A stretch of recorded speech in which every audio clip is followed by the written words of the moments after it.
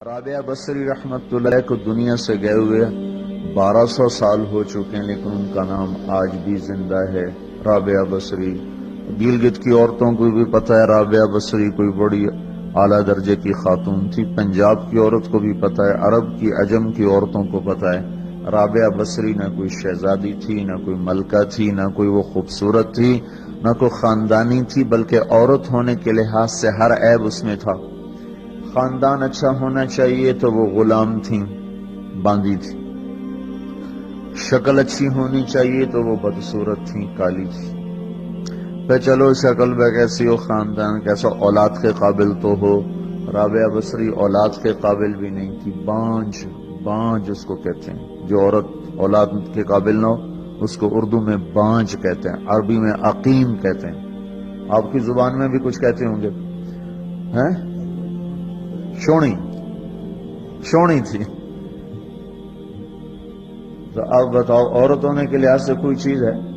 شکل، پہلا تاثر شکل کالی، دوسرا تاثر خاندان غلام، تیسرا تاثر اولاد کے قابل نہیں، بانج ہے، شونی ہے۔ تو 1200 سال کے بعد میں گلگت میں کیوں اس کا نام بلند کر رہا ہوں؟ میں نے کسی بادشاہ کی بیوی کا نام تو نہیں لیا، سکندر کی بیوی اور بنو امیہ اور بنو عباس کی ملکہ اور بیگمات، ان کے نام تو نہیں لیے، میں کہہ رہا ہوں رابعہ بصری۔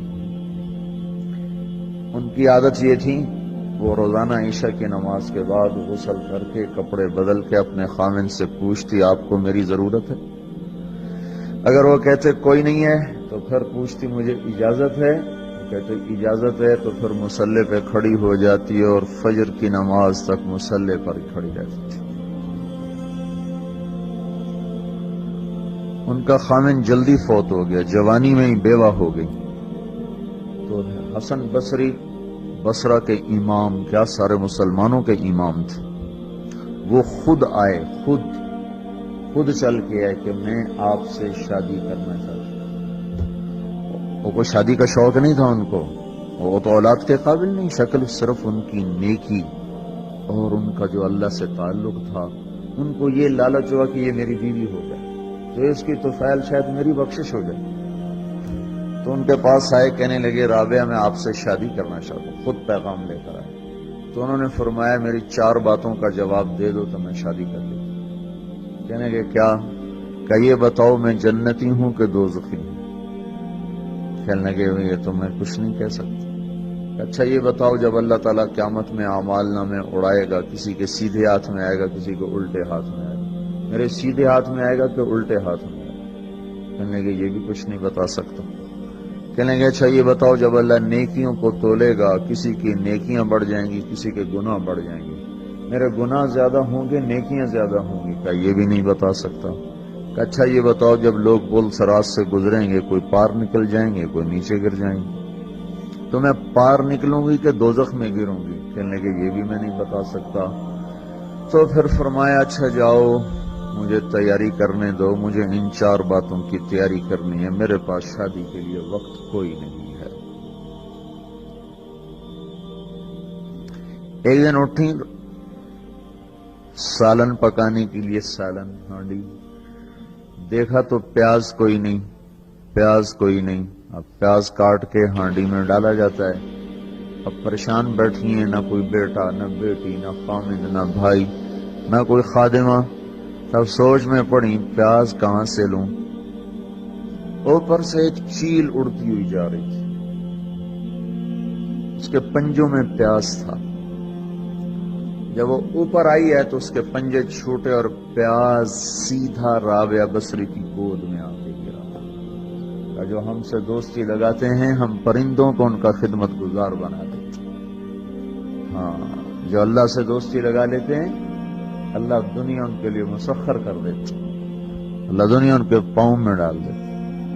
تو جب ان کا انتقال ہوا، رات کو ان کا انتقال، تو اپنی خادمہ سے کہا بس 2-4 آدمی بلا کے مجھے جلدی سے دفن کر دو، کسی کو نہ بتاؤ، صبح لوگوں کو بتا دینا، اور مجھے کفن دینا میری وہ اس چادر میں جس میں میں تہجد پڑھا کرتی تھی۔